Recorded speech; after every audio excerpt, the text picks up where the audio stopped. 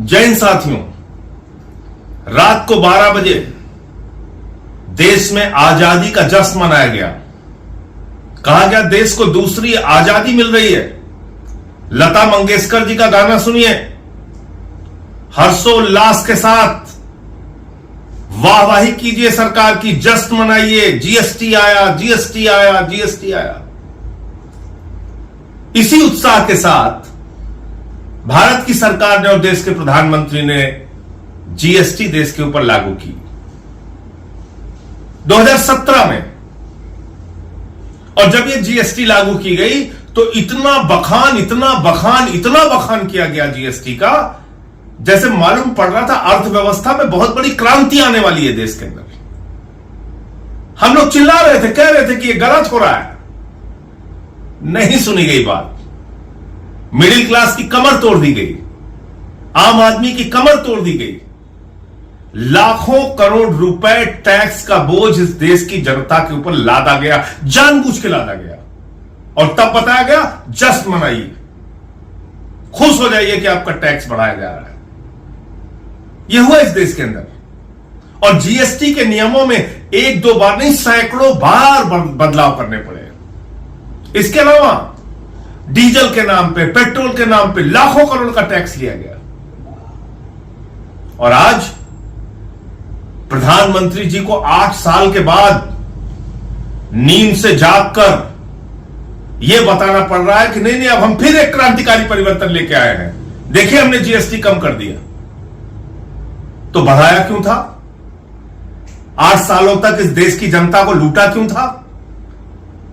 प्रधानमंत्री जी, जो लाखों करोड़ रुपए इस देश की जनता के जेब से टैक्स के नाम पे लूटा गया है, वो पैसा उनके खातों में वापस कीजिए। आपने अपने मित्रों, अपने दोस्तों को तो लाखों करोड़पति बना दिया, उनको रेल दे दिया, सेल दे दिया, बिजली दे दिया, पानी दे दिया, सड़क दे दिया, एयरपोर्ट दे दिया, पोर्ट दे दिया, सब कुछ दे दिया। इस देश की जनता को क्या दिया? उससे टैक्स के नाम पे अवैध वसूली की। तो इसलिए अब ये बखान मत कीजिए कि आप कोई बड़ा क्रांतिकारी परिवर्तन देश के अंदर लाने जा रहे हैं, टैक्स घटाने जा रहे हैं, जीएसटी घटाने जा रहे हैं। आपका कोई भरोसा नहीं है कब आप क्या करेंगे, क्योंकि आपने देश की जनता का भरोसा खो दिया है। हर काम को बढ़ा चढ़ा के प्रस्तुत करते हैं और नतीजा बिल्कुल जीरो निकलता है। अब आप स्वदेशी पे ज्ञान दे रहे हैं देश के लोगों को। बीएमडब्ल्यू की कारों का काफिला आपके साथ, विदेशी विमान आपके साथ, विदेशी हेलीकॉप्टर आपके साथ, इटली का चश्मा आप पहनेंगे, स्विट्जरलैंड की घड़ी आप लगाएंगे, जर्मनी की गाड़ियों में आप चलेंगे, अमेरिका का फोन आप इस्तेमाल करेंगे और ज्ञान देंगे देश के लोगों को। देश के लोगों, स्वदेशी अपनाना है। शुरुआत अपने से कीजिए, अपने से कीजिए। इसलिए आपकी बातों का असर देश की जनता में कम हो रहा है, क्योंकि कथनी और करनी में जमीन और आसमान का अंतर है। खुद सारी सुख सुविधाएं भोगना है, विदेशी सामानों के ऊपर निर्भर रहना है। गलवान घाटी में हमारे जवान शहीद हो जाते हैं और उसके बाद आपने चीन के साथ 39 लाख करोड़ रुपए का व्यापार किया। जब मैं 39 लाख करोड़ बोल रहा हूं तो देश की जनता अगर कहीं लिखना चाहेगी 39 लाख करोड़ रुपए, तो जीरो लगाते लगाते आप थक जाओगे। अब आपको स्वदेशी याद आ रहा है।